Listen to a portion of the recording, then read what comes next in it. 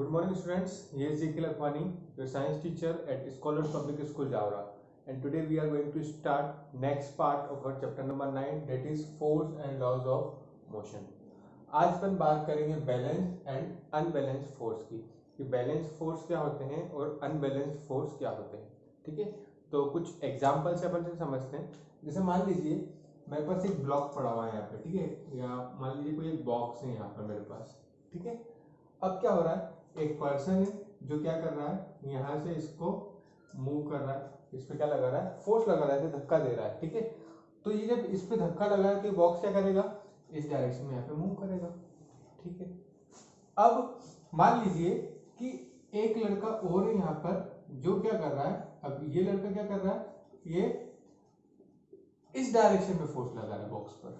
ठीक है, ये किस डायरेक्शन में लगा रहा था, इस पे लगा रहा था. अब ये लड़का किस डायरेक्शन में लगा रहा है, इस डायरेक्शन में लगा रहा है.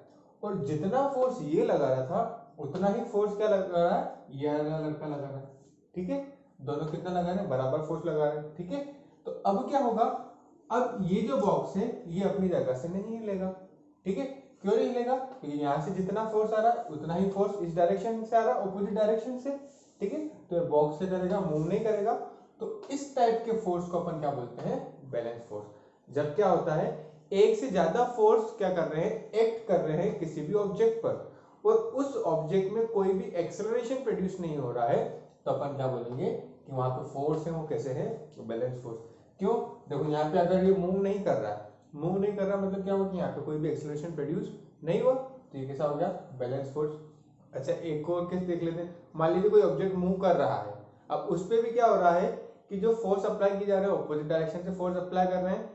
अब ऐसा फोर्स अप्लाई किया जा रहा है कि उसमें कोई भी एक्सेलरेशन प्रोड्यूस नहीं हुआ, मतलब उसकी स्पीड में कोई भी चेंज नहीं हुआ, तो भी अपन क्या बोलेंगे कि वहां पे जो फोर्स है वो कैसे है, बैलेंस्ड फोर्स. तो डिफाइन कैसे करते हैं अपन, इसे पहले लिख लेते हैं बैलेंस फोर्स को.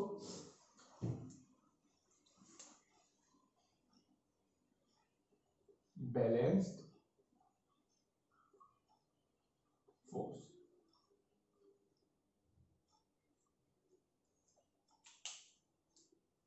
If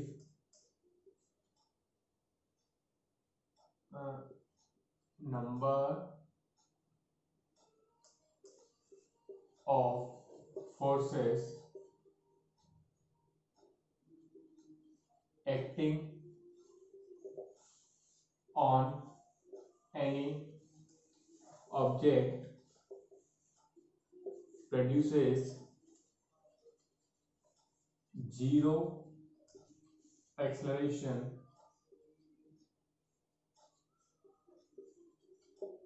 then the forces are said to be balanced. ठीक है, मतलब कि जब एक ऑब्जेक्ट पर एक से ज्यादा फोर्स क्या कर रहे हैं, एक्ट कर रहे हैं, और उस ऑब्जेक्ट के ऊपर कोई भी उसका इफेक्ट नहीं पड़ रहा है, उस ऑब्जेक्ट पर क्या आ रहा है, उसका कोई भी इफेक्ट नहीं पड़ रहा है, तब अपन बोलेंगे कि जो फोर्स है वो कैसा है, बैलेंस फोर्स. ठीक है, नेक्स्ट अब अपन देखते हैं unbalanced force.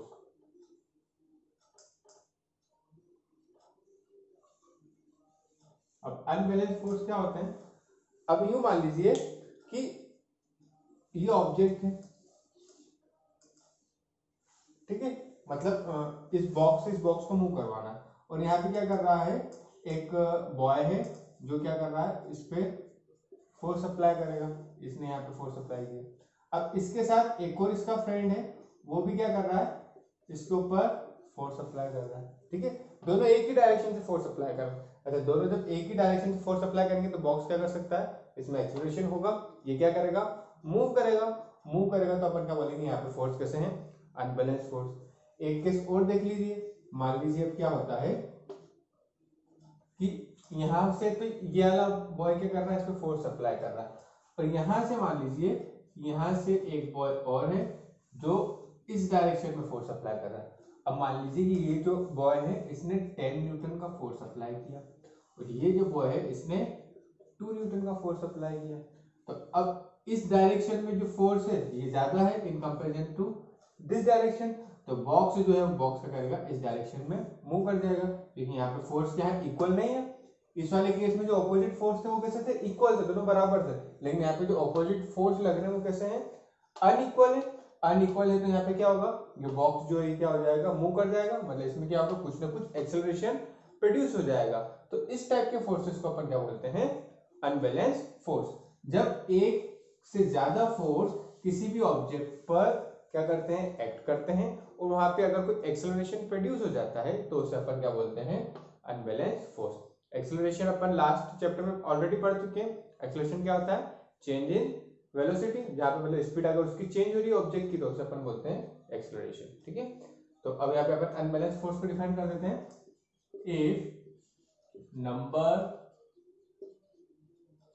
Of forces acting on any object produces acceleration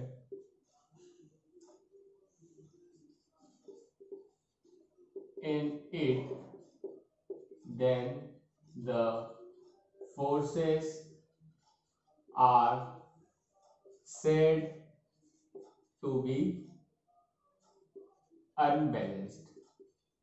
ठीक है, जब एक से ज्यादा फोर्स एक्ट कर रहे हैं और वहां पर वो अगर एक्सेलरेशन प्रोड्यूस कर देते हैं तो उसे अपन क्या बोलेंगे, अनबैलेंस फोर्स। तो आज अपन ने बैलेंस फोर्स सीख लिया और अनबैलेंस फोर्स सीख लिया। ठीक है, अच्छा एक चीज और इसमें देख लेना, रिजल्टेंट फोर्स में आपको बता देता हूं।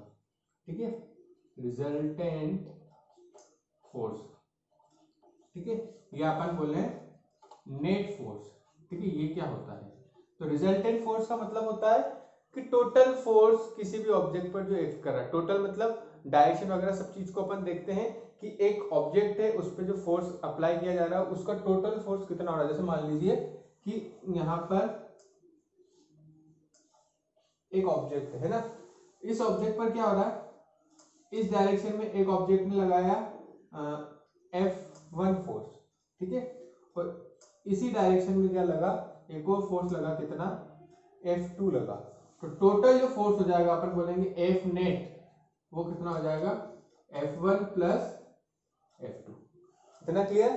और अगर मान लीजिए ये अगर ओपोजिट होता, कैसा होता, ओपोजिट, कैसे कि इस डायरेक्शन में तो फोर्स लगा अपना F1 और एक डायरेक्शन ओपोजिट से लग रहा है F2, तो यहाँ पे जो नेट फोर्स हो जाएगा F नेट, वो कितना हो जाएगा, F1 माइनस F2। इस केस में अपन क्या करेंगे, सब्ट्रैक्ट कर देंगे। ठीक है, अगर ऑपोजिट डायरेक्शन में फोर्स लगते हैं तो अपन सब्ट्रैक्ट करते हैं टोटल के लिए, और सेम डायरेक्शन में फोर्स लगते हैं तो अपन क्या करते हैं, ऐड कर देते हैं। ठीक है, तो बैलेंस फोर्स देख लिया अपन ने, अनबैलेंस फोर्स देख लिया, और एक छोटा सा अपन ने रिजल्टेंट और नेट फोर्स के लिए भी देख लिया कैसे क्या करते हैं।